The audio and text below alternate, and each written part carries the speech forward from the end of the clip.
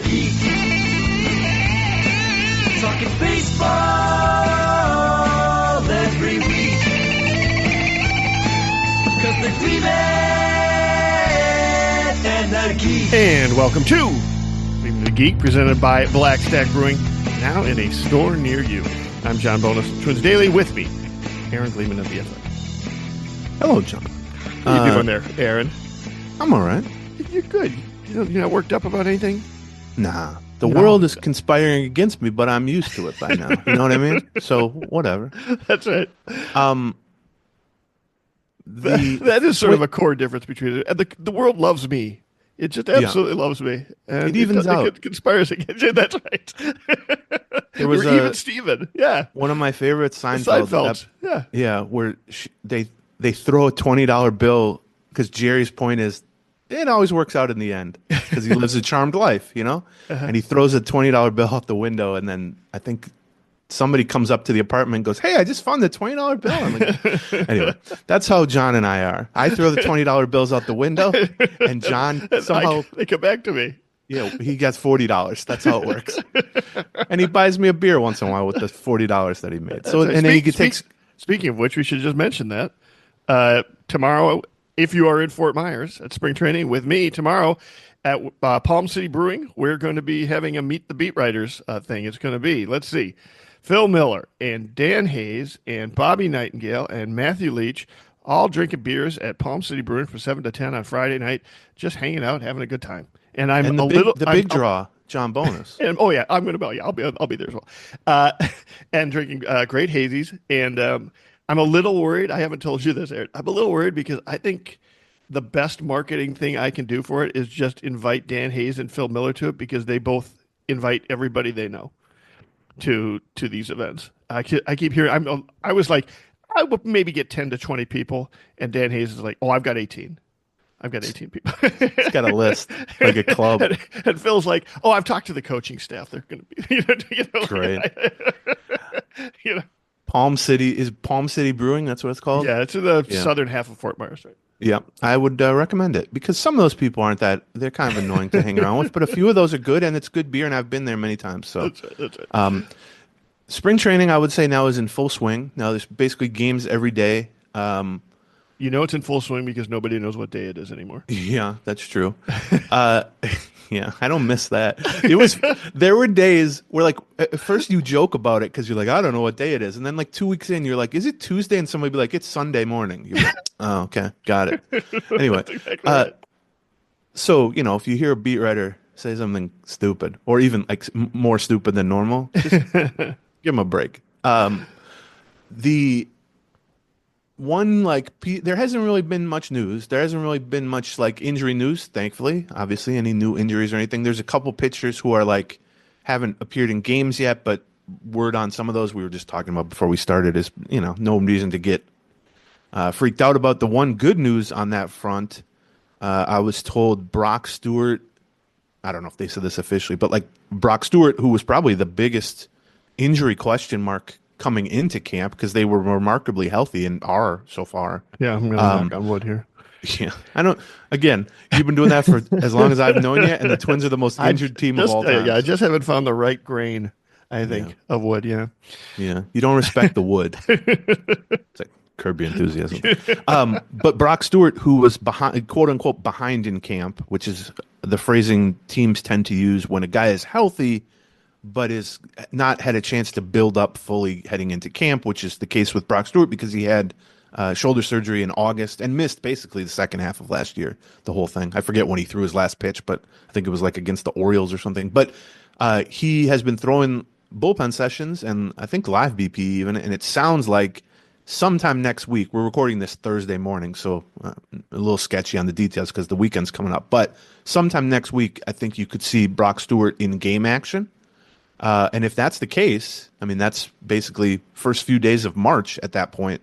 He's got plenty of time. If he can avoid any issues, setbacks with the shoulder and anything else.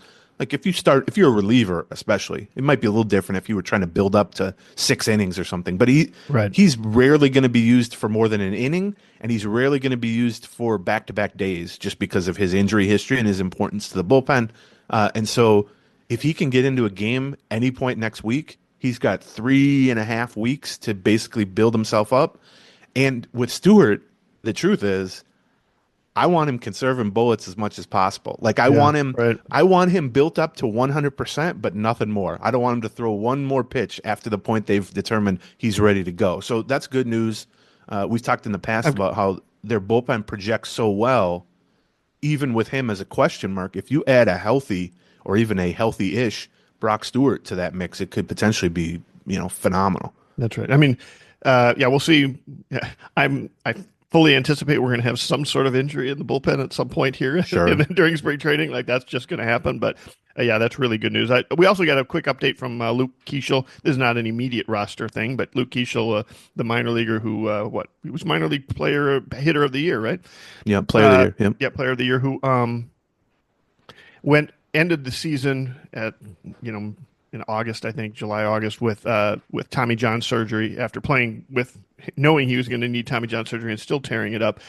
He was been back in camp and he's been hitting. In fact, he's already got, I think, a big game-winning hit in the game-winning single in one of the games there. And I think his first pitch and his first at-bat in a major league spring training game, he got a game-winning hit. But we haven't seen him in the field because Tommy John surgery. He's throwing, but he's on track. He continues to be on track to return and start playing the field, probably still during spring training. So sometime late March, we should be able to see him in the field. So that's he's a remarkable story. First of all, he was their second round pick out of Arizona State like a year and a half ago, and had a big breakout year his last year at Arizona State to like kind of increase his stock tremendously. Had a really solid pro debut, and then last year was his first full season as a pro, and he had an injured elbow like during spring training. Like, I don't know when he hurt it, but last year at this time, it was already known that his elbow was hurting, and I think they determined he had a partially torn ligament, but that it didn't. I mean, it hurt when he swung, and actually, he said the other day, it made him a better hitter because it hurt more when he swung and missed. Yes, than if he swung and made contact. Pickier, right. Yeah, which is interesting. But so I actually have heard that with hitters in the past, it weirdly helps their plate discipline because they're trying to like conserve swings basically. But they decided at that point, instead of having Tommy John surgery, which is elbow ligament repair, last spring, let's say, which would have cost him the entire season. Why don't we just put him at first base and DH mostly, where he doesn't have to throw, even though he's a second baseman, center fielder. I mean, he's fast. He's got good range. He has a decent arm, or he did before the surgery. We'll see. And he can keep hitting. I mean, we saw that Miguel Sano did that. He had Tommy John, missed a bunch of time, came back as a DH the first year back. And he not only hit, he played 103 games, like you said, through like early to mid-August. Played the whole season, was remarkably healthy. I mean, he was in the lineup almost every day. Hit above 300, walked as much as he struck out, 15 homers, 23 steals, 400 on base percentage, and then, as you said, he won Twins minor league player of the year, which goes to their best. I think both you and Twins Daily have him as the Twins number 3 prospect overall. Yes, right? and he also turned himself into, because I mean, Walker Jenkins is the Twins' top prospect, and he's a top 5 overall prospect, and Emmanuel Rodriguez is their number 2 prospect. He's a top 25, 30. So it's a uncommonly excellent 1-2. Right. There are many years, and for many teams, that Luke Keeschel would just be the unquestioned best guy in a farm system because he's also now emerged as a top 100 prospect. But so he played those 103 games, was excellent, raised his stock, got to Double-A, by the way. Like 13 months after the Twins drafted him in the second round, and he more than held his own there. He was really good. And then come early August, they basically decided, well, there's like a month left in the season or whatever, 3 weeks left. You could keep playing, but I mean, you checked every box we want you to check. You were awesome this year. You got to Double-A. You're going to win minor league player of the year.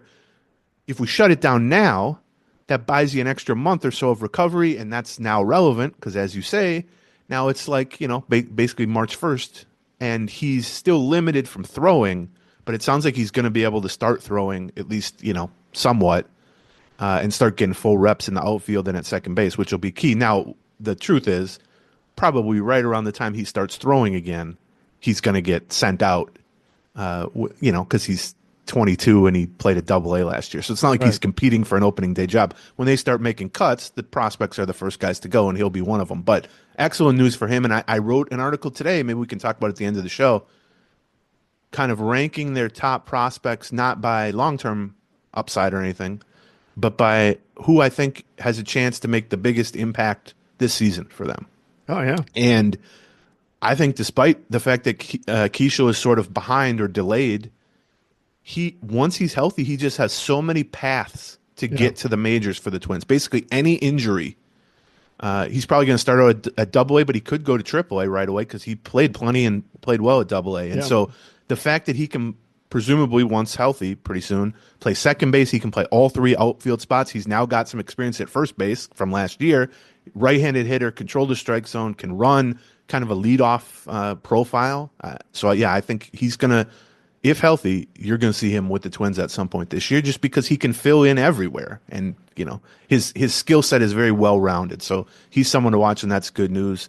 The Brock Stewart thing is good news. And then the other thing I wanted to highlight just from the recent slate of games since last we spoke is DaShawn Keirsey Jr., who is kind of a – well, he finally made his Major League debut last year at like age 26 or 27.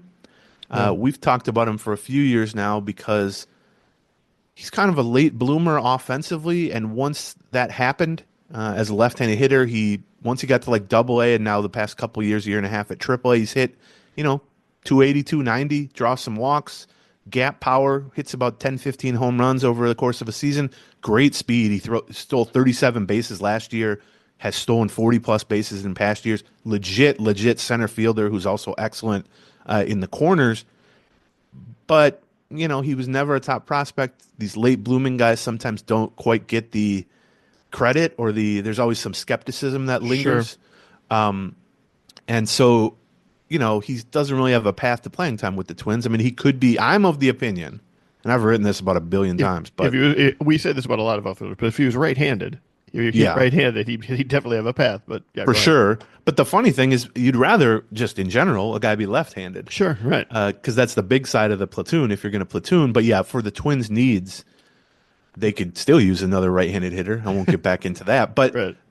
And so once they signed Harrison Bader, that pushed Keirsey down on the depth chart a little bit because, I mean, he's probably, well, now they have Bader, but, I mean, he's no worse than the third best center fielder in the organization. I always used to say he was the second best behind Buxton, but Bader's pretty damn good too now. So my guess is he's going to start out at AAA, which would be his third year in a row at AAA. I mean, he's an excellent AAA player.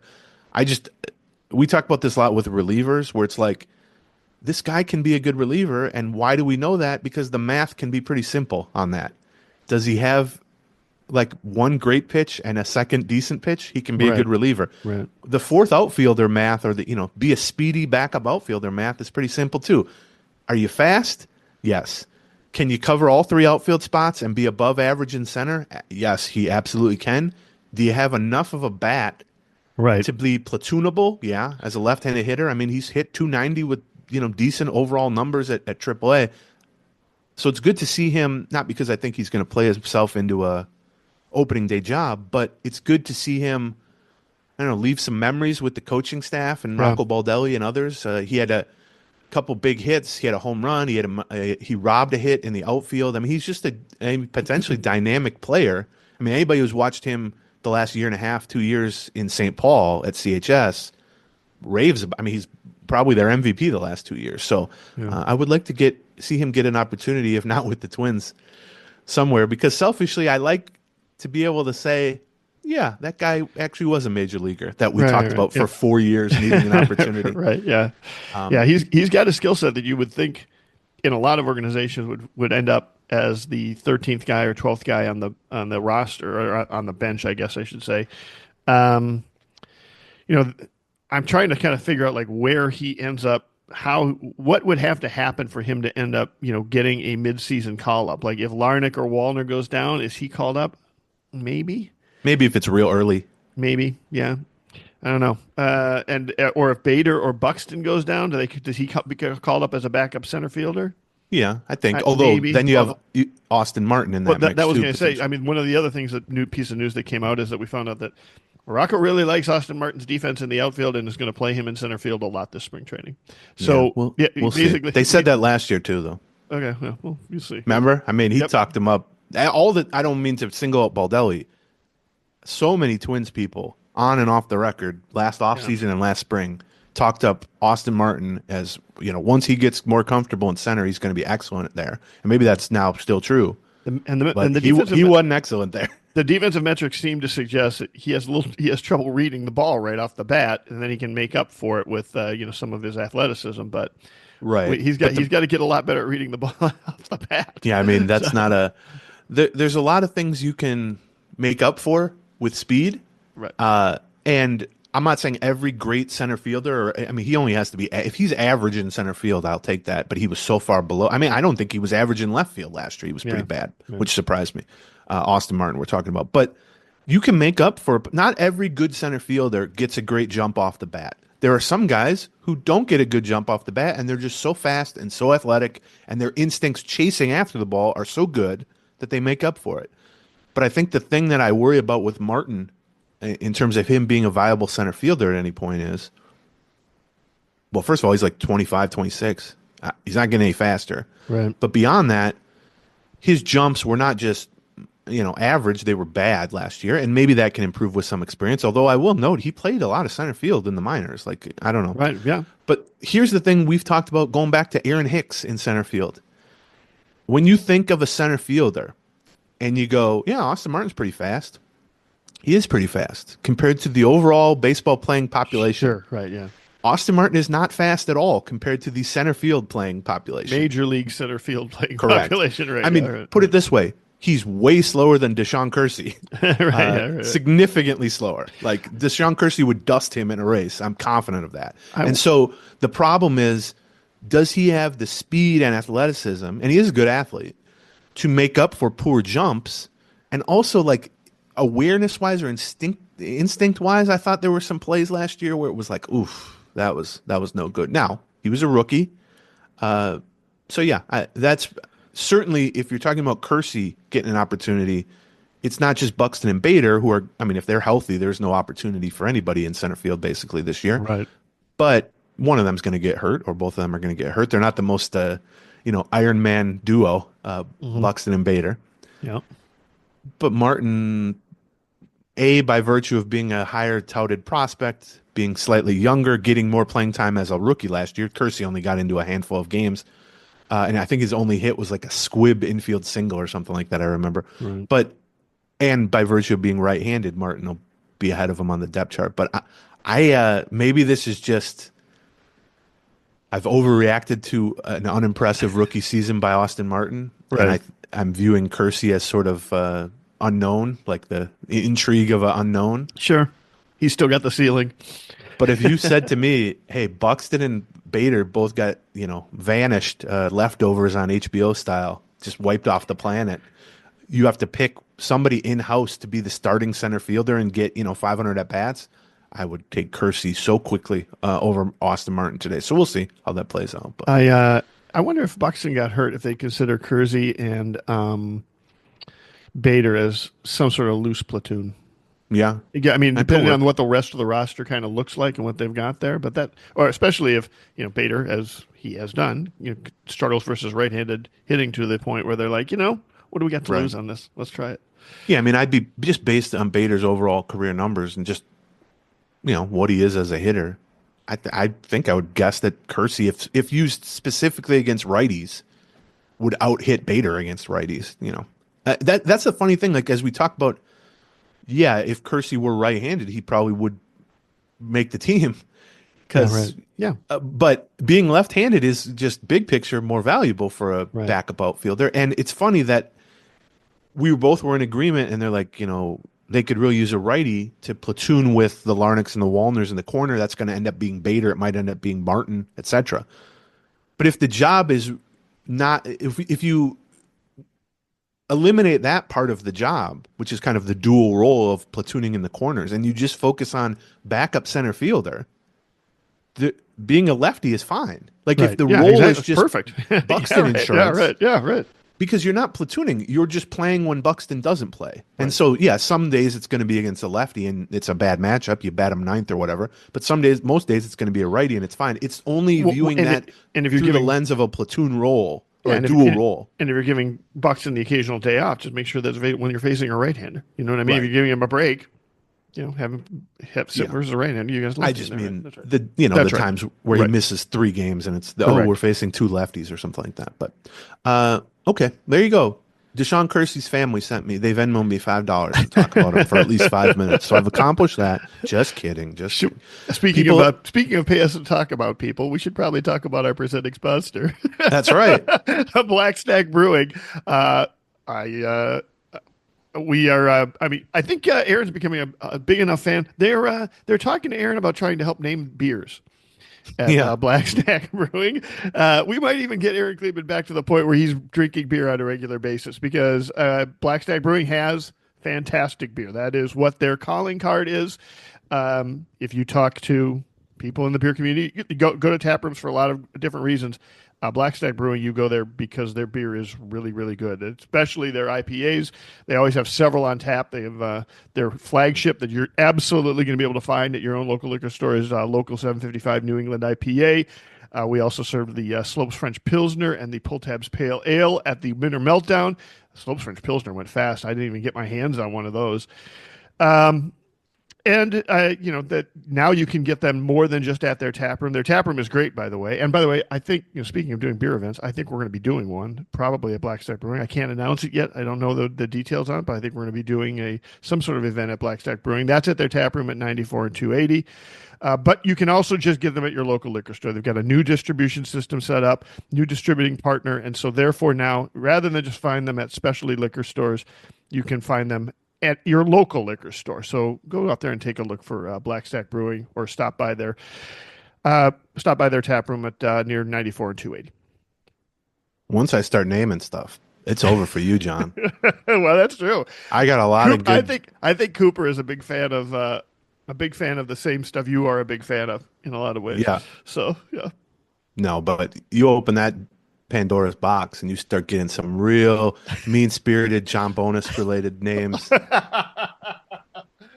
Yeah, that's where you get my interest peaked on the beer front. I should mention that at the event we've got at Palm City Brewing, we are going to unveil a new beer that is named after Twins de Ale. Twins boy. de Ale. A pale ale. Twins de Ale. So, I did like on your read for that sponsor, Black Stack, you were like, there's a lot of reasons to go to a tap room. Like, what would you say is your number one reason, John? Well, you like to play it? Some of us like to be social. Yeah. Aaron, Okay.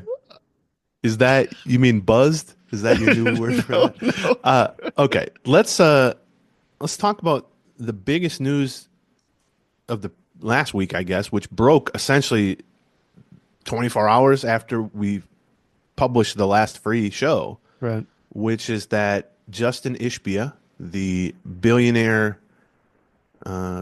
Chicagoland billionaire, whose brother, Matt Ishbia, who's even more of a billionaire, Right. owns the Phoenix Suns. Justin is a minority owner of the Phoenix Suns. They also own stuff, MLS team together and some other stuff like that.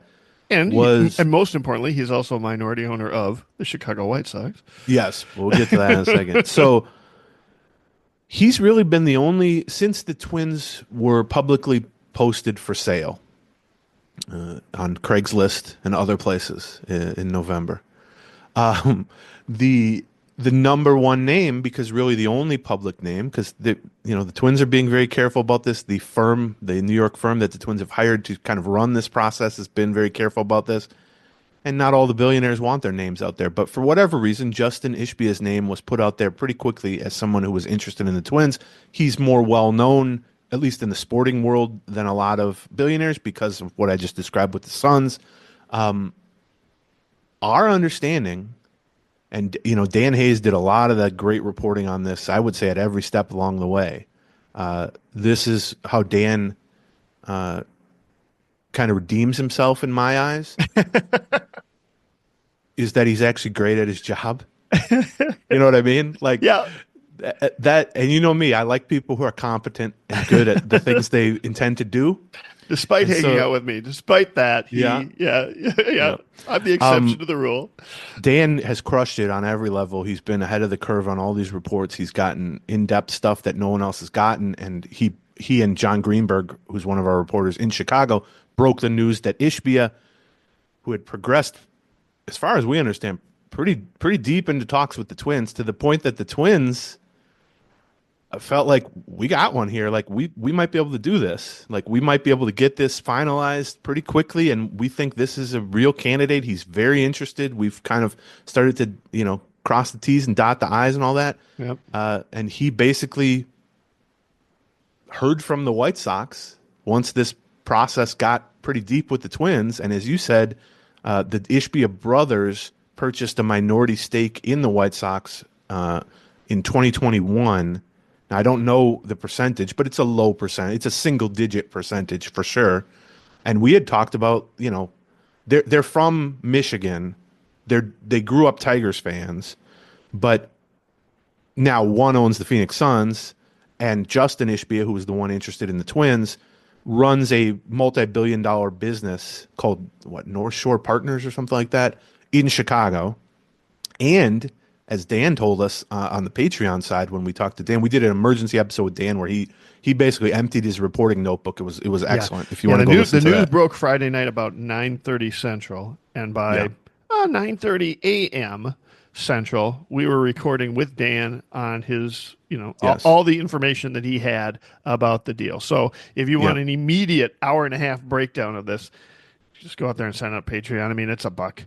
Yeah, it's a sort of I did get asked on Twitter like, hey, why didn't you make this one accessible to everybody? And the answer was, well, we don't have any advertisers lined up for special episodes, and it is accessible to everybody. It's $1.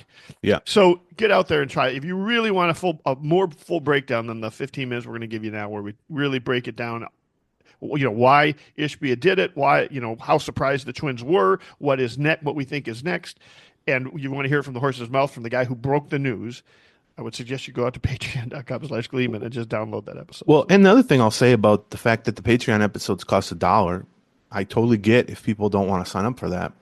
But we pay our guests, and we're very proud of that. Yeah, and that is a choice we made several years ago. And I will challenge any podcast to pay half what we pay to all of our guests. And I feel that's a very important, as someone who has been on the radio and on podcasts 1,000 times for free, and I'm happy to do it, but I do think it is a important step that if we are being serious about this and there's money being made, that we share the wealth with guests and we pay them for their time, and in Dan's case, their expertise and their reporting and all that.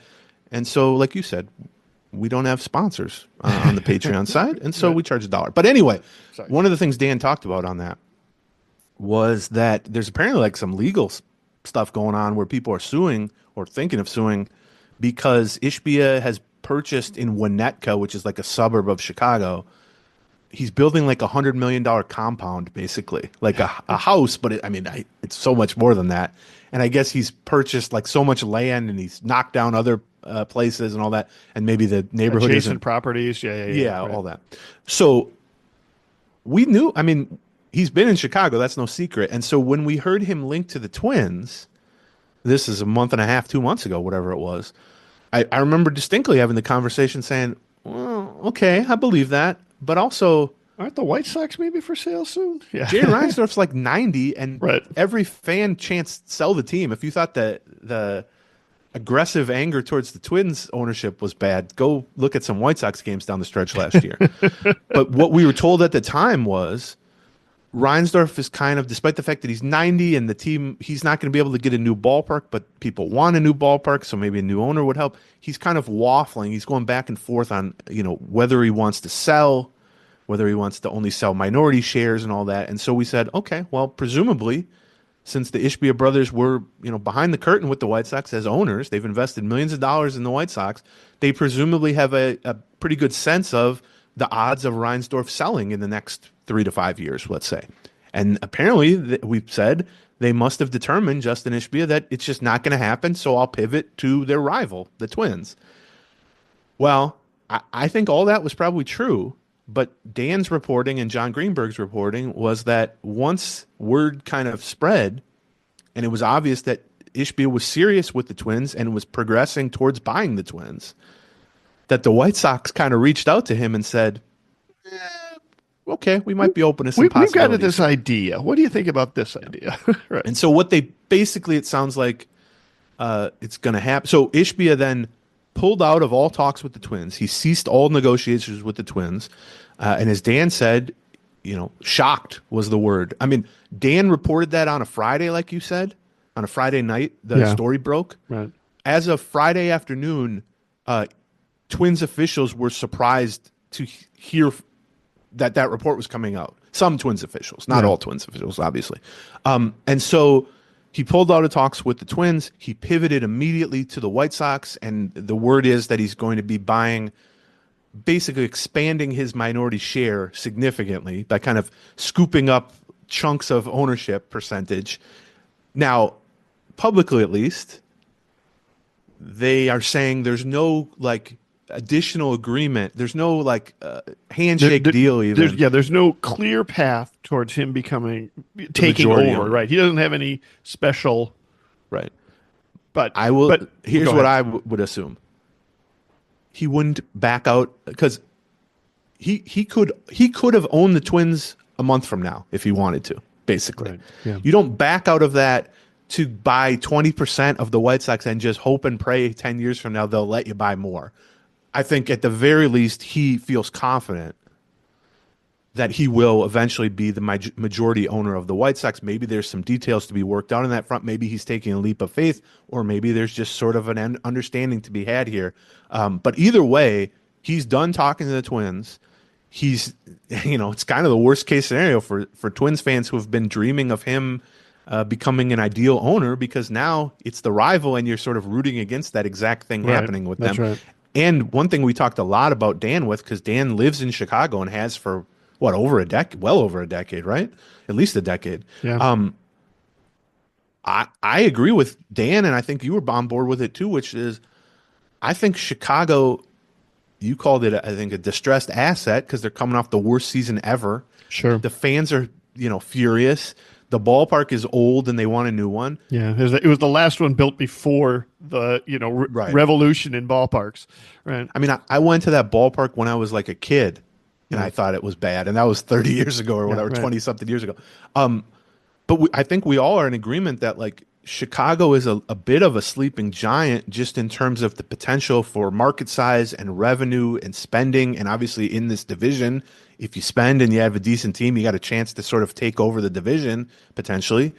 And so there's no doubt in my mind that Ishbia is, interested in them because he lives and works in Chicago. But I also think he's probably interested in them because in his mind, he's a guy who buys stuff. That's how he's made his millions. He buys up small things and turns them into bigger things and sells them a lot of the time. And that's what his brother does. I think that he probably views, if it's $1.8 billion, which is the number being tossed around as an evaluation for the White Sox, whereas the Twins might be closer to 1.5. If you're spending that much money and it's not that much of a difference, it's 10% difference basically. There's just so much more untapped upside from a market standpoint. If you get a new ballpark built, all that, you can become the king of Chicago. And I actually do think the Twins are a pretty appealing team to buy too, relative to the other 29 teams. However, the Twins ballpark, it's a great ballpark, but it's, going to be 20 years old soon and it's established. You can't kind of energize it by building a new ballpark for a long time. And while I think the Twins market and fan base will absolutely support a consistent winning product with better management and better messaging and all that stuff, more resources devoted to it, and you'll sell more tickets and all that stuff. There's untapped aspects of that. It doesn't even touch the size of Chicago upside, the ceiling that you could have with Chicago. So from that standpoint, I would have liked Justin Ishbia, as I suspect a lot of people listening have talked themselves into, I hope Ishbia buys the team. I think that would have been a very good outcome for the Minnesota Twins. We don't know that, but I think he has the potential to be the precise type of, big wallet owner that every team would want. Well, you want, but I don't blame him. Like Right. it's No. logical what he's doing, and tossing the fact that he just lives in Chicago, it's even more logical. When you look at ownership, what you really want as a fan for ownership is somebody that's going to grow it, right? He's going to invest in the product, invest in the organization, and have a growth mentality towards your Major League Baseball team. You want to see that Major League Baseball team get better and better and better, and have more and more fans, and that means ticket prices go up and such. But I mean, that's part of if you want low ticket prices, Cedar Rapids has great ticket prices available for you. You can go there and watch those games. He is shown that he is a growth oriented business person, and I don't at all blame him for taking a look at the White Sox situation, saying, well, I mean, if I want to grow something, this one is in worse shape and has more upside. Like that's a no. And I live there. Right. Yeah. Like, I mean, that's a much better fit in general for that. And, even if there isn't a perfectly clear path, and, we talked a lot about some of the options he sort of has. I mean, if he ends up gobbling up, getting 15% of the minority share, something like that. And even if he doesn't have a clear path, even if he doesn't have, right of first refusal or something like that, and the, price of that, whatever the valuation of that price of that franchise is when Reinsdorf ends up, selling it or passing away and his kids sell it, however that works, he owns 15% of it. So if the price is, $2 billion, he, the other person has to buy $2 billion, has to spend $2 billion. He has to spend, 85% of $2 billion because he already owns the 15%. Or right? at the very least, right. he can cash in those if someone wants to buy him from him. Yeah. And his worst case situation is that he ends up cashing in the 15% for whatever price he got from Reinsdorf for that part, and whatever price he got from the $1.8 billion valuation they got before that. It's a no lose situation for him in a lot of ways, in terms of from a financial perspective, and in terms of, like, if you want to own a major league team. I mean, it's sitting right there in front of you. It's just a matter of waiting a little bit longer, probably. So I think the focus, and I get why, like, fans are like, well, the White Sox stink. They're like historically inept right now. Right. Yeah, I mean, you don't buy a team for $2 billion because this season, right. Like, you're looking at it as a multi-decade, building from that, and so I think that loses sight of it. And but like, a distressed asset is right. Like, yeah, it's a crummy house. It's on a lake. You know what I mean? The real key to this thing, it's a fixer-upper. Right. Right. But it's in a good neighborhood, basically. Right. That's right. Although it's not really in a good neighborhood. No, the ballpark. But I do think the ballpark is really the big, right, undecided factor here, because Reinsdorf has tried to get a new ballpark going, and he's been turned down because people are sick of him, basically, and all he stands for. Right, yeah. And he's threatened to move the team, I think, to Nashville and maybe one other place in recent years, in an effort to try to get momentum towards the ballpark, to kind of pressure that. Well, if Ishbia can kind of swoop in here and be the new face of ownership and actually get momentum towards a new ballpark, well, then you talk about, a fixer-upper. You've bought a house for $100,000 and you've turned it into a $500,000 house. Right. And people are enthused about it, by the way, too. So I don't blame him at all. It stinks for the Twins. I mean, it really does sound like, from Dan's reporting, from other reporting, from people who I've just talked to about it, I'm sure they're the same way. Yep. They felt they were making substantial, pretty rapid progress towards at least getting to the finish line here. We expected a big announcement about this, but we expected a big announcement the opposite way. Right. Is what every source I've been, we've heard from on the Twins Daily side has been like, yeah, we thought this was going to be done. Yeah, and I think it's natural for fans, let's say, and even maybe people in the organization, who knows, to go, well, was this legit, or was he just sort of hoping this would happen? Was he kind of applying weird leverage or pressure to the White Sox and saying, oh, you won't sell to me? I'll just go buy the Twins and turn them into somebody who's going to beat you. And, that is what played out. But, I mean, if that was his plan all along, he put in a lot of time and a lot of effort. Well played, young man. to advance with the Twins. I do believe what happened is what's being represented as happening. which is he wanted to buy the White Sox. They told him not for sale right now. He said, all right, well, I want to buy a team. The Twins are available. Let's do it. And he started working with the Twins, and he made progress with the Twins to the point that there was a level of optimism within the Twins that they were going to get something done with him pretty soon for this season, certainly. And the White Sox said, yeah, we've changed our mind. And as soon as he heard that, he basically said, all right, White Sox it is. See you, Twins. And that stinks for the Twins. And the big question now, and this is something we kind of debated with Dan or tried to parse out with Dan is, where do the Twins go from here? Because Dan has reported and other places reported that the Twins at least are putting forth the messaging as of, let's say, 3 weeks ago, that they had multiple interested suitors beyond Ishbia, that there was a level of interest that made them confident they would get the price they need to get, and they would, be able to finalize this thing at some point this year, obviously. And, if all that were true 3 weeks ago, it should still be true now, but you've lost the guy you were kind of, putting eggs in the basket of. Right. And you've lost a great deal of leverage, too, because of the public nature of this thing. If you were the number 2 suitor, either you got the sense of, well, they're kind of going to the dance with Ishbia here. So, what am I really putting in effort? Or you view it as, well, Ishbia is not going to drive up the price anymore, so now I can get a better price. The truth is, I don't care what price the Pohlads get as long as they get enough price to sell the thing. Right. It doesn't matter to me if they get 1 point whatever billion, 3 billion, they're rich. It's fine. As long as whatever price they have in their mind to sell is met, then I'm good with it. So the question of who's the next owner, I certainly would caution people not to assume that because Ishbia was the only name known publicly and being written about and bandied about publicly, that he is the only name. However, skepticism on that front is absolutely justified. I mean, you remove the big name that they had advanced in talks with. They were left shocked that he left them.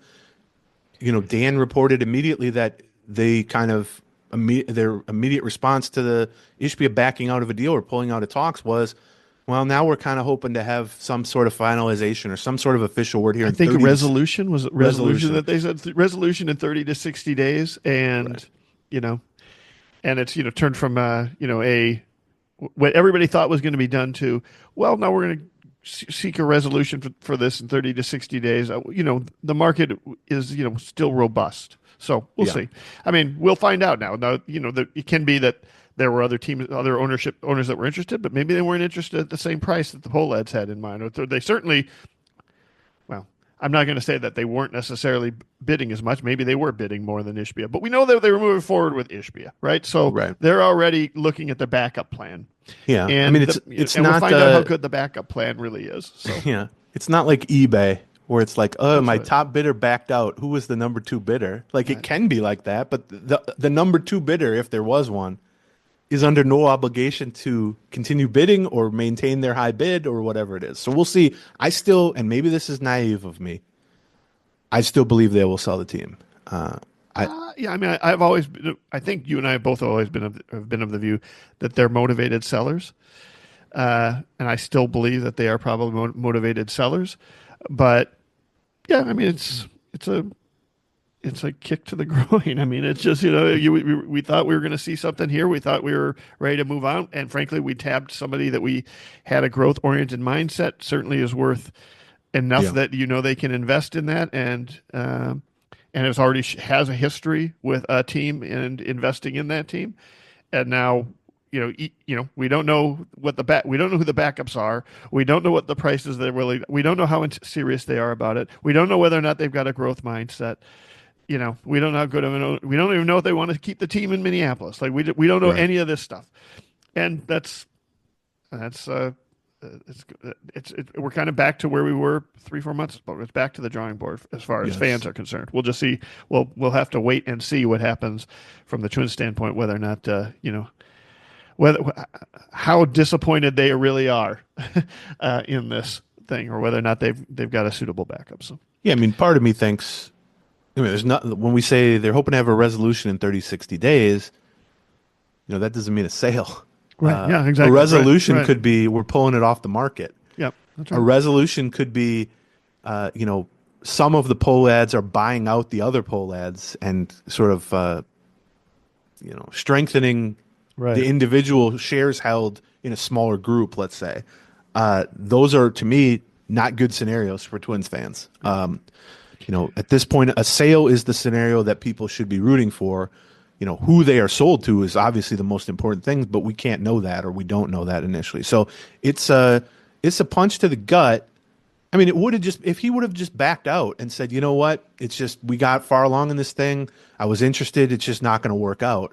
That's in itself would be a huge disappointment. Sure. The fact that he backed out to pivot to their division rival in a market that I believe could become something of a powerhouse, at least relative to the American League Central Division, which is a low bar, admittedly, is an even bigger, gut punch. And the timing of it essentially happening as spring training was started, which no matter how bad, literally the day before the first spring training game. Yes. Like the night before the first spring training game. Yeah. No matter how bad things were for any team, and it certainly was as bad as it's going to get for the Twins over the last 6 weeks of last season, and how low fan morale is, once you could turn on the radio or turn on the TV or go to Fort Myers and see the green grass and you can hear the crack of the bat, there's a certain,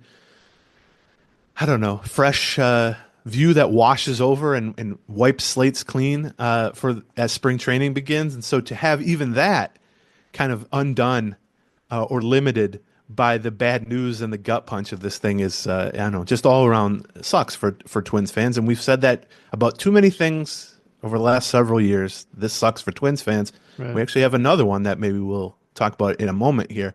I guess we can just switch to that. So, well, before we do that, let's cover our sponsors. For that, we mentioned that we, have more discussion on this topic on our Patreon because you pay $1 for it. To keep this one free, we've got a couple of sponsors, and the first sponsor is BetterHelp. We are fans. I'm a fan of therapy. I've been through therapy, and it helped and preserved a lot of what I feel is valuable to me. And as a result of that, having tried to do that, I know the challenges that face. Because even if you get to the point where you're like, yeah, I need to talk to somebody about some of this stuff, I'm ready to face it. Well, then, how do you do that? Like, how do you find somebody to talk to about it? How do you get references to it? How do you pair with that person? Can you schedule that person? How do you see them in person? How do you travel there? How do you make time?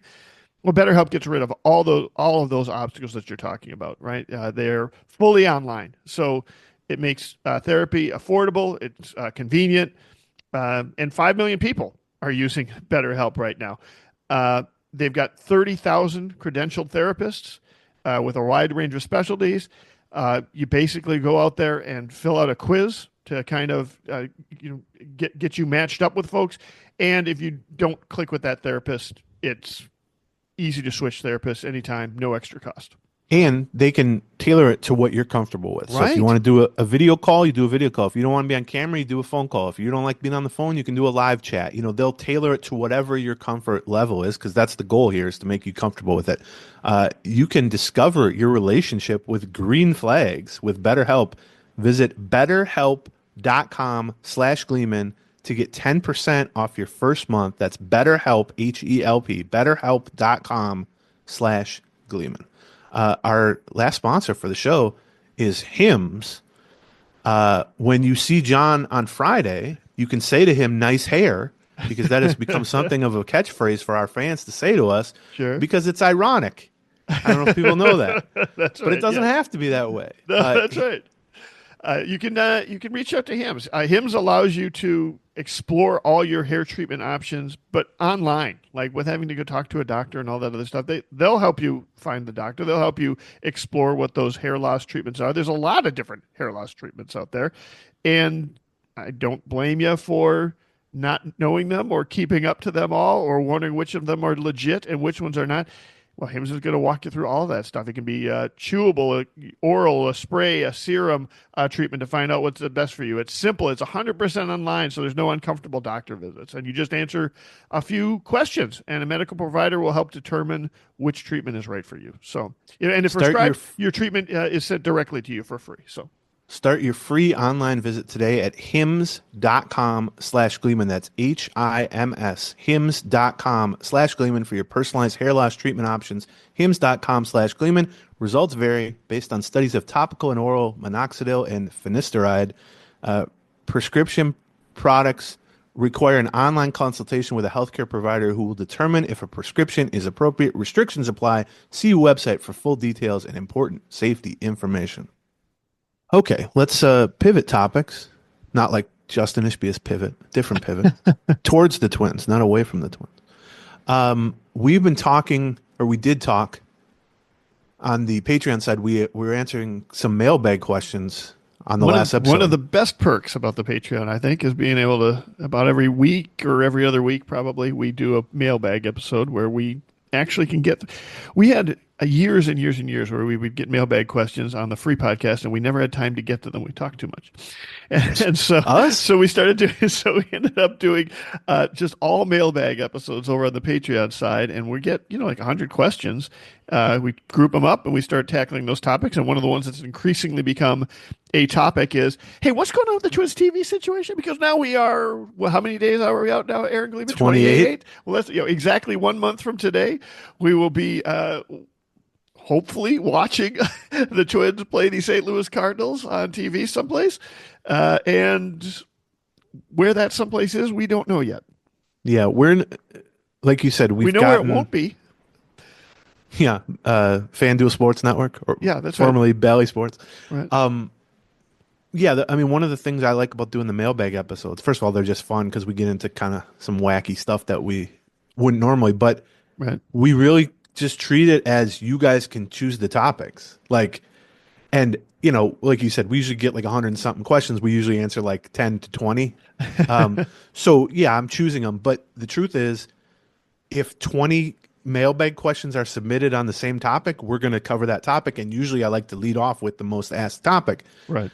Well, over the last several weeks, we, like you said, increasingly have been getting questions, not about the functionality of like the direct-to-consumer streaming product that the Twins are launching, which is called Twins.tv. Which used to be the question we got a lot of the time because it wasn't available, right? Right. Now it's available. People can sign up. It's $19.99 a month, $100 for the year, etc. There's some details on that are yet to come, but you can sign up for it. So we stopped getting questions about that. Now what we get questions about, and we answered one 2 days ago on the mailbag, was, okay, are they also going to be on, TV, like cable, satellite? Right. And I think we've been pretty consistent in our messaging since the last several months, which is, yes, the Twins absolutely are planning on having kind of I always call it a standalone channel for Twins TV, and it will be on all the major cable and satellite providers, much like the channels they were already on, except it won't have 24/7 programming. It will basically just go live right before the Twins game, and it will go dark after the Twins game. But it will probably be in the same numerical section, channel-wise, in the 600s, 700s, 800s, if you're on DirecTV. Similar probably for Comcast and cable and all that. We've been pretty consistent in that messaging. I also think two things can be true there, which is that the Twins have always expressed confidence, publicly and privately, that they will get standalone channels for that, so that if you've been watching them for the last 10 years on cable or satellite, you can still do that. However, that doesn't preclude the following from being true. We're 4 weeks out from the first game, and no one with cable or satellite knows what those channels are going to be. Right. They don't know what tier they're on. They don't. You can tell, and we can spread the Twins message. And man, I hope the Twins realize the work we've tried to do to spread the messaging. Twins on Daily the television has I think the number one or number two Google search result on. You type in Twins. Where can I watch the Twins in 2025? Twins Daily is on that story. You can find it, but you can only say they have confidence, and only say they are telling us it. We can't answer questions with information that the Twins haven't provided and aren't providing. So the thing I said... And it's not clear that they have the information either. Well, we'll get into that in a minute. But the thing I said on 2 days ago on the show, which caught the attention of Twins people, was that no matter the confidence level and no matter how many times we try to express to people asking us questions about it, the fact that we do think there's going to be a standalone channel for you to watch. As the days tick by here, people are more and more frustrated and also uncertain because they just aren't seeing the information. And if this thing goes to opening day, if it's announced, 24 hours before the game, I just think that sucks for Twins fans. I think that sucks for everyone involved. Now, the other thing to note, however, is that this is not this aspect of the television situation is very much not the Twins doing. MLB themselves are handling this because it's not just the Twins who need to find a carved out standalone channel. There's a half dozen or so teams, and this was the case last year too with Arizona and San Diego and Colorado, I think. Now Cleveland and Minnesota are added to the mix. They're negotiating kind of a group situation here with the cable and satellite providers. They're trying to carve out channels for all of them, not just the Twins. And that makes some sense because it's not like the cable provider Comcast is local to the Twin Cities, right? Comcast, it turns out, is a nationwide, and so is DirecTV. And you're going to be dealing with national providers. You're going to have to probably deal with, multiple teams. So that's what they're working through. Right. And from MLB's standpoint, you also gain some leverage when you can package 5 or 6 teams. Right. You can, because they're going to make money off this, by the way. Those carriers are going to pay to have this channel, and it's just not what it used to be. So anyway, the Twins were not, they felt we didn't represent the situation correctly, I guess. And so, because basically I said, no matter who's running this thing, and no matter how much confidence everyone involved from that side has that the channels will be in place by opening day, the fact that weeks from opening day, we're getting questions from people who are going, can I watch the team? Where do I watch the team? What do I have to sign up for? I just think that stinks for Twins fans. And like I said earlier, the last several years have been filled with us saying many times in many situations, boy, that kind of stinks for Twins fans. And I'm tired of that, and I think Twins fans are tired of that. So I have an official statement here from the Minnesota Twins that has been provided to me.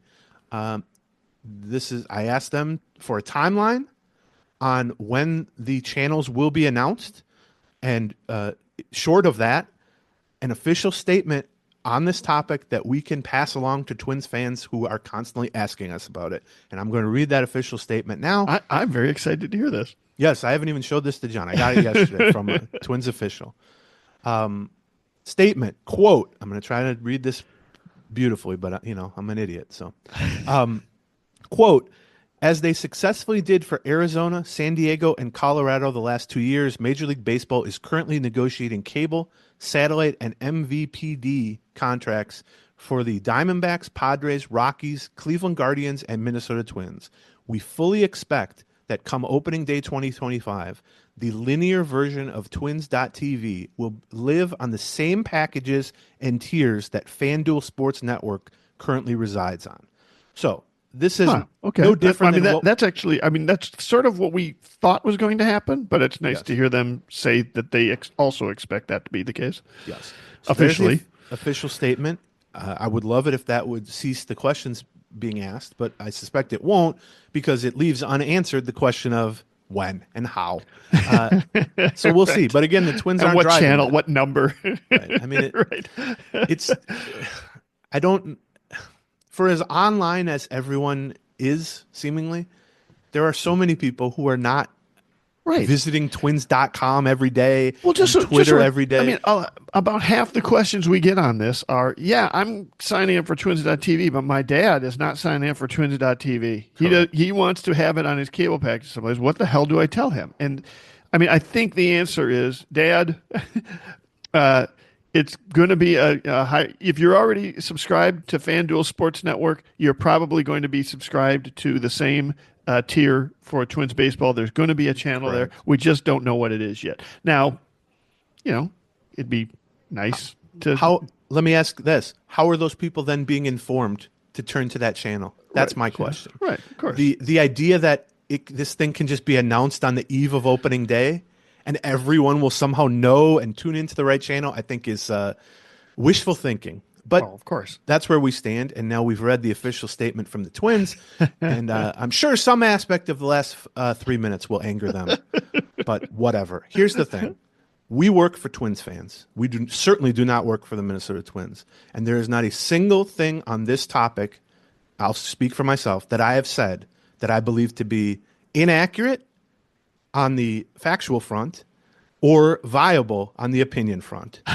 And the Twins taking issue with an opinion I stated is nothing new over the last 20 years.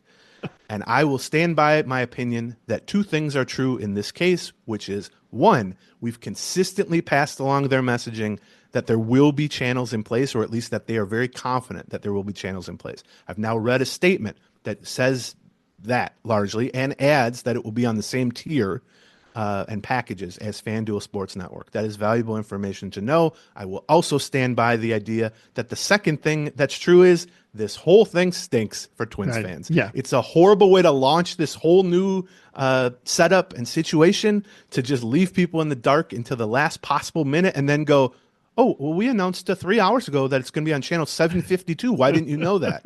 Well, guess what? People want the information. They're asking about. By the way, they want to watch your team on television. They want to pay. They want product. Let us give you our money. Right? Yeah. I mean, it's. I don't blame. I don't think anybody on the Twins side should be blaming Twins fans for being frustrated by not having this information. As by the way, spring training games are going on and being. If you've got Twins.tv, you already can be starting watch. Spring training games. You could have started watching them last Friday, a week ago, right? But not on television. Yeah. And, we're not going to have a Twins TV team. We're not going to see the Twins TV team. We're not going to see Corey Provis or something doing any spring training games until middle of March, even though other teams already are doing that, It's a hell of a first impression they're making. But it's easier for them to be mad at us, and by extension, Twins fans, than to recognize the fact that they have not done a particularly good job spreading the messaging on this. Maybe that's MLB's fault entirely. I'm willing to believe that. Sure. But that is my opinion, and if someone wants to get mad at that opinion, good. Because I think you should look in the mirror and be mad at that opinion. And I'm not hard to find if you want to yell at me. I have some breaking news here. Uh-oh. Speaking of Twins officials. Okay. The Twins have announced that the executive leadership transition will occur officially on Monday, this upcoming Monday, March 3rd. Derek Falvey will officially be elevated to President of Baseball and Business Operations. We were wondering what his official title would be. There it is. And Dave St. Peter will officially transition effective Monday to Strategic Advisor, stepping down from the president role. The next topic was that I had heard it was going to happen early next week. Now we can put an actual official language to that. It will happen Monday. That fits what St. Peter himself. Well, first of all, when they announced that this transition was going to take place in November, I want to say maybe. Right. The wording they used was sometime in the first quarter of 2025. So that's accurate. And more recently, at the media luncheon in December, right before Twins Fest, or January, I guess, excuse me, St. Peter said that he expected it to, quote, hand the baton off to Falvey officially sometime within 30 to 60 days of that, which is now about, 40 days ago, something like that. Right. So that all fits. Nothing new. I'm looking over the press release. Dave St. Peter concludes his 22-year tenure as club president. But we hadn't actually heard. I mean, we heard sometime in first quarter. Then I kind of think at Twins Fest we expected to have maybe a better idea of exactly when that was going to be happening, when that switch was going to be happening. And now we found out about it. How many business days? 2 days before it actually happens? Huh. So, okay. Anyway, I guess there's no use in dragging out the process. Let's do it. I've been in business situations where we dragged out the process and did nobody any good. So might as well take that Band-Aid off as quickly as possible. Sure. That's John Bonus who said that. If you want to yell at him, if you're any Twins official, for expressing an opinion on how you do business. Okay, let's talk about some other more interesting things. All right. We're not going to get into the ABS automated ball strike challenge system. I think it's interesting because now people are getting a glimpse of it in spring training. Players are reacting to it. We're starting to see some of the domino effects of it, which I think are very interesting. However, we talked about this on 2 different episodes on the Patreon side already. Got into some of the nitty gritty, like kind of the butterfly effect of it that I think is going to happen, which is essentially that catchers are going to become more valuable than ever. That pitch framing is not going away because you're not doing fully automated, and now you're adding into that what can absolutely be a good or bad ability to judge whether something is a challengeable pitch and judge whether this is the correct time and leverage to risk losing one of your 2 challenges. So I think there are absolutely going to be catchers who thrive at that, and there are going to be catchers who are bad at that, and the gap between the good and the bad can certainly be 10 or more runs per year. And so I think you're going to now fold that in to what is already pitch framing and pitch blocking and game calling and throwing and various other things for catchers defensively. And so I think there's been so much talk about, once they get fully automated balls and strikes, pitch framing is not going to be a thing. Well, that's going to be a while, if ever. And now actually we're folding more value into catchers. I will say one thing occurred to me that they're kind of making clear their intention, MLB is. They've been testing it in the minor leagues, including AAA, the past 2 years with pretty good results and feedback. Yeah. And now they're testing it in roughly half or maybe more than half of spring training games, which is why the Twins are experiencing it now for the first time. Vasquez had the first official successful challenge a few days ago, etc. It's an interesting because there's no official agreement because they have to alter the CBA and come to an agreement with the players, although I think they can unilaterally kind of force it. But it's not been made official yet that it's coming to regular season games next season. But I think it's very clear at this point that is MLB's intention. Yeah, I think so too. And so it's an interesting thing to do it sort of a year ahead of time and put in everyone's minds. And part of me thinks there's 2 ways to view it. One is now every bad strike call we see, ball or strike call we see this year, people are going to say, why couldn't have MLB just instituted it this year? Right. And that's going to add to the frustration. But I almost view it bigger picture as sort of weirdly genius because now every bad ball or strike call will be viewed from the lens of, well, why didn't they do it for this year? That call could have been different. But more than that, I think it's going to be, at least it'll be different next year. Right. And I think that will almost take a weird pressure to some extent off of that. Because it's like, these are the last bad calls we're going to see. And then also, more than that, in terms of getting fans to latch onto the ball strike challenge system as a positive addition or development, which I think, it seems to be pretty widely positive, but there are certainly, as with any rule change or change in baseball, a lot of people who just hate it on its face. But even for those people, they're going to start to say, boy, I can't wait till next year when that call will be corrected. Yep. And I think a full season of that is almost going to create a situation where people are in love with it before it arrives. Do you know what I mean? You might be right. It might be a brilliant marketing move by them in a lot of ways. And I will tell you my experience with it. It's a very I think a lot of people are going to be, any change to baseball automatically brings up the, oh, God, we can't do that, make that change, right? It's a very fan-friendly system to the point where yesterday's game had, I think, roughly 10 challenges, something like that. Pretty consistently, the umpire had a shrunk strike zone, and catchers were challenging a lot on both sides. Were challenging the calls a lot, and a lot of them were overturned. Right. And you would think that would be onerous. That 10 challenges like that. If you could get 10 challenges in an NFL game, it takes effing forever, right? Right. No, it immediately comes up on the board. The call is made immediately. Immediately, it's shown on the board. Immediately, they show what they've got on the data, and then they zoom in. If it's hard to see, they will zoom right in on the ball, and to the point where yesterday it was pretty clear, like that a ball caught the strike zone by a quarter of an inch or something like that. Which is all it takes. Turned over. Right, and that's all it takes. You just have to touch it, right? And so, I think it also kind of.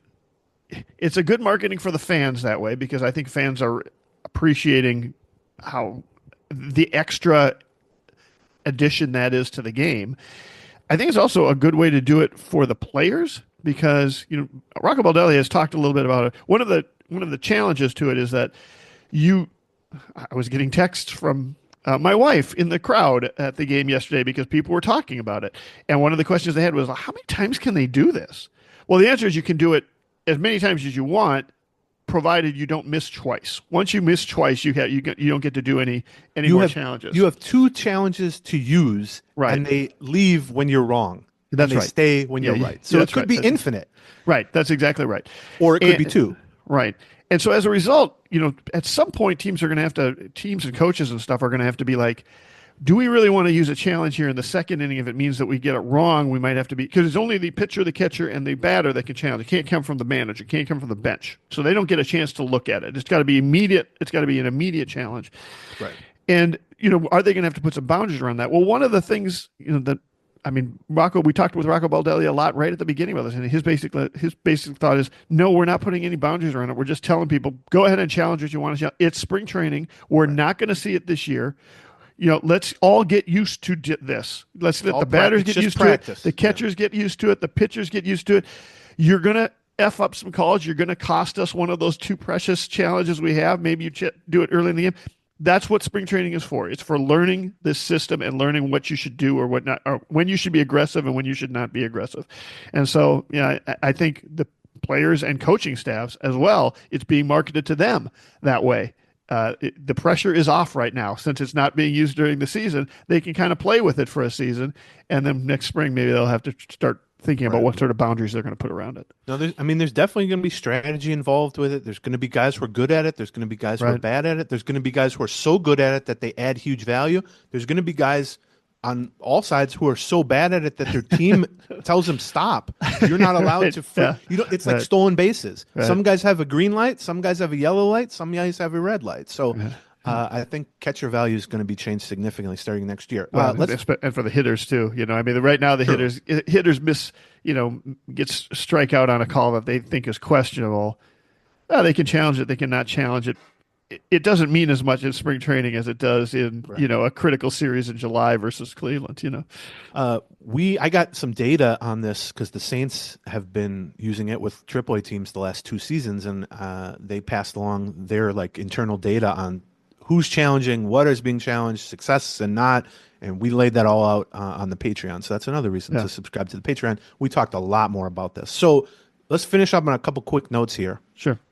And then I will prepare myself to be yelled at by the Twins for the rest of the day, which is becoming a constant thing. Thank you guys for listening to all the Twins people out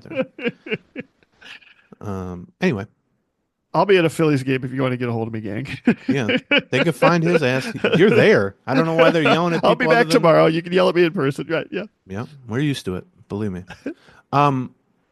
Let's talk a few notes here. So we've talked way too much about Louis Varland's first name. And I'm not going to get back into it, but I wanted to make what I think is a funny thing about that. So early in camp, Louis, which has been spelled Louie for his whole career, said basically on the scoreboard this year, I'm switching it to Louis with an S at the end in honor of my uncle, I think, and to honor that side of the family. Nice little touch. That's great. I'm all for that. But annoying people like me and you and the beat writers were asking him questions, and I think he got kind of annoyed by that. And so he wanted to clarify. I do not blame him. Yeah, that's fine. We're whatever. Annoying. Yeah. I mean, yeah. As we just established. Don't give us a reason to come talk to you. Come on. Yeah.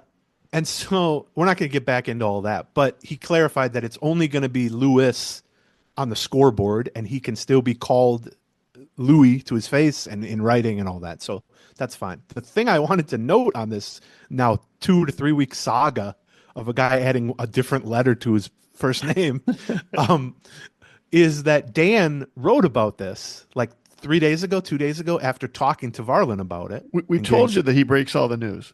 Yeah, that's right. Dan Hayes breaks all the news. That's how he redeems himself. That's right. And Dan, I was talking to him yesterday. Dan, I think initially was going to do like a Twins notes column that day where there's like 3 or 4 topics, but none of them are like massive topics. So you write a few hundred words on each one, you slap them all together, you got to call them. And the Varland name thing, because he had gotten clarification from Louis, was going to be one of them. I don't even know that it was going to be the lead item. Right. Because it's like, well, okay, whatever. And instead, he decided like, well, I am getting asked about this a lot. So let's just lead with it, and we'll make the headline and the picture that 3 days later, I'm able to tell you, behind the scenes of The Athletic, it is one of Dan's most read stories of the past 12 months. And when I say that, I'm not saying that lightly. Dan has broken an S-load of news. Right. Earlier this week, he broke the Ishbia. Right. But like, there's tons of big national news items that he's broken over the last 12 months. Not tons, but several. And this thing of a guy explaining why he's trying to add an S to his name is like, top 5 for the whole year. Oh, God. And so I guess on one hand, I want to say what a silly story. On the other hand, I want to say apparently not. Apparently this is a real story. So I wanted to add that. A couple other things. We've seen Varland now pitch twice, both very clearly being used as a reliever, both in terms of the inning and the workload, which is just an inning at a time, usually in the middle of the game. That's not surprising. The Twins have not said anything officially about his role, but hopefully we've gotten for the last, certainly during camp, but even before that, have gotten our point across that we believe he's going to be moved to the bullpen, that they're kind of maybe waiting to see if there are any injuries to the starting depth before that happens. But he's now being prepped pretty clearly by throwing one inning at a time in the middle of the game to be a reliever. Now, that doesn't mean it's going to be a major league reliever to start the season. It could be at AAA, but just overall, some other very quick pitching related notes, some of them tied to just early velocity. Zebby Matthews made his first start and pitched 2 innings and topped 97 multiple times. I think his highest was 97.4. Just more evidence of what a remarkable developmental story Zebby Matthews was. When they picked him in the 8th round of the 2022 draft, he was a low 90s fastball pinpoint control artist at a small college. And 2.5 years later, essentially, he's consistently throwing 95, 96, now over 97. I'm assuming at some point we're going to see a 98 pop up there, and still is able to throw strikes. And so, I don't think Zebby Matthews is going to begin the season in the rotation, and I don't think he's, guaranteed to be a great pitcher or anything. I think his secondary stuff has some work to do still, but don't let him get knocked around after going from single A to the majors in 3 months sour you from the idea that he's potentially a very big piece long-term for the Twins. And the fact that they've added consistently 5 miles an hour to his velocity, and it's still growing, by the way, is remarkable. Some other velocity, Varland was 96 to 97 coming out of the bullpen, which is pretty good early in camp. Iverson Castellano made his first appearance, struck out 2 in a scoreless inning, I think, and hit 97.5 or something. Yeah. We haven't talked. I mean, he's a Rule 5 pick, and so he needs some things to break right, even if he has a good spring, to make the team. I think he's roughly 10th on a pecking order that is going to take 8, basically. And Brock Stewart's health matters to him. Justin Topa's health, Danny Coulombe's health matters to him, etc. So we'll see how that plays out. But the thing we haven't really discussed with him is, they drafted him in the Rule 5 and previously tried to trade for him from the Phillies. He was the Phillies minor league pitcher of the year based on what he did as a starter at high A and double A last year. He threw 135 innings or something like that. Well, I mean, he had good stuff as a starter, mid-90s fastball, solid changeup, decent curveball, etc. Well, we're seeing him now being used as a reliever in spring because that would be the role, probably a long reliever or a low leverage reliever. So they're not preparing him to start because if he gets on the opening day roster, he's going to be the low man on the pecking order of the bullpen. Well, I hadn't even really thought about the fact, what could this dude do from a velocity and stuff standpoint? Getting unleashed max effort once through the lineup or even one inning. And we're already seeing he's 97 immediately. Well, and Rocco also talked about, if you're going to be in that role, the one thing you have to be able to do is throw strikes. So as you watch his spring training outings, see how much he's around the strike zone. And he was around the strike zone. He struck out 3 guys. Yeah. Right. I think he threw 12 of the 19 pitches were strikes. That's the one thing if you're going to be in that relief role, if you're going to be mopping up a game, or trying to eat innings for your team. You can't do it if you're walking the ballpark. You've got to be in there. You got to be throwing strikes. You got to be getting the ball in play. You have to take the lumps as they come. And he was, and you have to do that to stay in the majors for the entire 162 game schedule. So that's going to be the challenge for him. Or they have to offer him back to the Phillies. Right. we've treated him, and I think correctly, but we'll see that he's a starter, and they think he can be like a mid-rotation starter potentially. He's 22. He has 8 starts at Double A. That's the high watermark of his experience level. And so we knew he wasn't going to compete for a spot in the rotation. I mean, we got Zebby Matthews isn't even in the rotation, right? David Festa may not even be in the rotation as it stands now. But we were kind of treating it as like, well, okay, you have a Double A starter who you hope long-term can be a starter. For now, the job that is in front of him possibly to win is kind of low leverage, multi-inning, long relief, or mop-up, as you said. So my assumption was like, okay, if he makes the team, he'll fill that role for a while, maybe get 60 low leverage innings or whatever. Then they can send him cleanly back to the minors next year, maybe to AAA, and he can resume starting and be on that career path. I still think that would probably be the plan. Right. However, he's not exempt from what we've seen from numerous starters over decades transitioning to the bullpen, which is, holy crap, this guy's throwing 3 miles an hour faster, or holy crap, this guy's slider is great now, or holy crap, this guy's control is great now. I mean, I can list you 30 Twins pitchers, most of the best Twins relievers in franchise history, including Duran and Jax and Sands, by the way. Yeah, I was going to say Stewart. Sands last year is a really good example of what could happen if this guy finds his way onto at the back end of the bullpen, but proves to be especially effective. So I still think the plan would be clear the year of Rule 5, limitations, resume in AAA once you're allowed to send him there, being a starter. However, if he is doing 1 or 2 innings out of the bullpen this spring, or if he makes the team early in the season, and he's topping out at 97, 98 with the fastball, you might get to a point where you're just like, well, actually, we drafted a good reliever. Right, yeah. That's right. I'm not against that as a premise. So that's something to watch, too, as he tries to compete for a job. Also on the early impressions of pitchers, just a couple quick ones. John Duran is at like 99 early in his first 2 outings, which is fine early in camp. However, there's always, well, he's just working up. But the reason it's noteworthy is because his velocity was down about 2 miles an hour last season. So in an effort to compare apples to apples, I went and looked at his first 2 outings of spring training each of the past 2 years, where he was still trying to ramp up and still coming in off the offseason, and it was roughly the same point of, late February, mid to late February. And 99 is considerably slower than he threw even last year when his velocity was said to be down. He was over 100 in those games, and 2 years ago he was 101, 102 in those games. So something to watch. And then the last one on that front is Justin Topa, who's pitched twice now, I think. Yep. Which matches the total number of appearances he made. Or no, he made 3 appearances for the Twins. Okay, all right. Okay. For the Twins, he didn't look good in the first one. Looked pretty good in the second one. Velocity wise, 91, 92, maybe a 93 was in there with the sinker. Right. Which and that's about what he was with Seattle 2 years ago. No, it's not. Well, it was what the average were on Fangraphs. No. I can tell you right now what he was with Seattle. Okay. It was down. That's about what he was last year in the 3 September appearances. He was like 91, 92. Let's see if my Wi-Fi works here. I'm going to fill time. The other one, I'll circle back to Topa. Okay, here we go. Baseball Savant, his average sinker was 95 miles an hour with Seattle. That is not what I saw in the past. You were looking at his cutter, I bet, which was 92 and a half. Okay. It's down. I mean, it's down 3 miles an hour solidly from what it was with Seattle in 2023, which is really his only healthy full season in the majors, despite the fact that he's like 30 something. But that was the promise he showed. By the end of that year with Seattle, he was working 7th and 8th inning setup.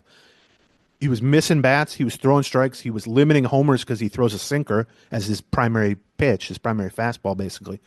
And it was a power sinker. And that's not to say he can't succeed as a setup man throwing 92, 93. It's also not to say that 3 weeks from now he's not back up to 94, 95. But so far, the evidence is that he's still a question mark in terms of after missing basically all of last year with a knee problem. Stuff-wise, he's got 2 or 3 miles an hour to get back to where he was. I mean, he was topping out at 96, 97 with Seattle. So, yeah, we haven't seen that yet. And then the last pitching note I wanted to make was Matt Cantorino, who just by virtue of getting on a mound and throwing in a spring training game, checked a very important Right. box. I think he made one spring appearance last year before it got shut down too. But I mean, he hasn't pitched in a regular season game in like 2.5 years. And as you might expect, he was a little amped up and he was a little wild. And I think he walked 3 guys in the one inning he worked, although it was a scoreless inning. But it seemed stuff-wise and velocity-wise, if he can start throwing strikes, which has never really been an issue for him generally, although who knows, he hasn't pitched that much. But good news on the stuff standpoint, but clearly some work to do in terms of shaking off the rust. And I just wouldn't be surprised if there were nerves involved too. I mean that's what Rocco talked about a little bit. Like it's just a victory, him getting out there and dealing with, playing in a baseball game again. So that's good. But he's another guy who this summer, second half, if he's healthy and he's doing well at AAA, there's no motivation to save bullets with him. Especially now that it sounds like he's going to transition to the bullpen, which I have been calling for a couple of years from a durability standpoint. I mean, they have a lot of very intriguing relievers from a veteran standpoint. They have some guys like Varlin and Castellano who are competing to make the team who have upside. And then they have some either former starters or relievers in probably going to be at AAA like Cantorino and a few others who are very intriguing. Like you can go ahead and knock on wood like you like to do. Injuries will happen to the bullpen, and the bullpen is the hardest area to try to predict. But man, they got not only frontline guys, but depth, and also depth in the minors and some upside if they want to convert a starter or two there because they have good starter depth. I mean, hell, there's nothing that says you get to July if you have a healthy rotation and you say to Zebby, you want to keep starting at AAA, or do you want to air it out for an inning or two at a time in the majors? And he can I bet he could get close to 100 at that point. So, and a lot of these notes are pitching related because right now that's what you're paying attention to in spring training. A lot of the pitchers are the ones that you're paying attention to more so than the hitters. The hitters are still trying to get their legs underneath them to some extent. It's a cliche that the pitchers are always ahead of the hitters at this point. We're certainly seeing that in some of the results that we're seeing in a lot of these games. The only real high scoring game we've seen so far had a vicious wind blowing out to right field where just about every fly ball hit to right field had a chance of going out.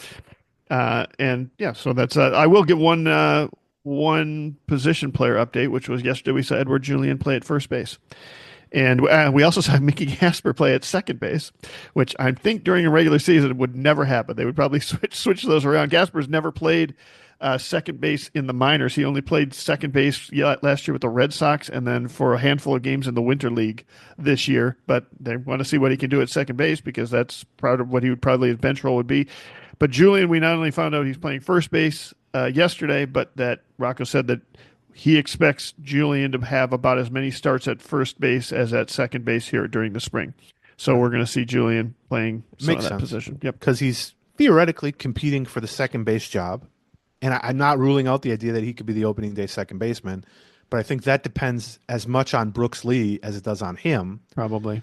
And we talked about on the Patreon quite a bit. We answered a question about Julian, and at this point, it's all about his bat, which isn't to say he can be a butcher defensively and go back to that. But if he hits, they're going to find room for him. If he doesn't hit, he's going to go to AAA for a while, and his career is going to be in flux. And that opens up first base. That opens up DH. We saw him play DH for the Twins already.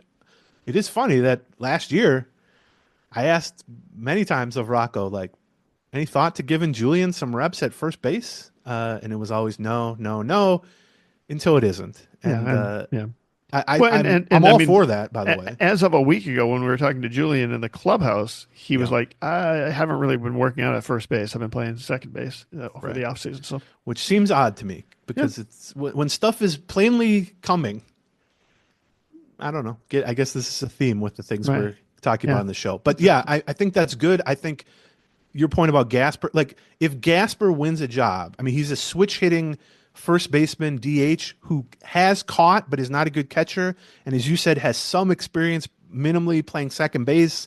I'm going to guess he could probably also do similarly emergency duties at third base, probably. Right.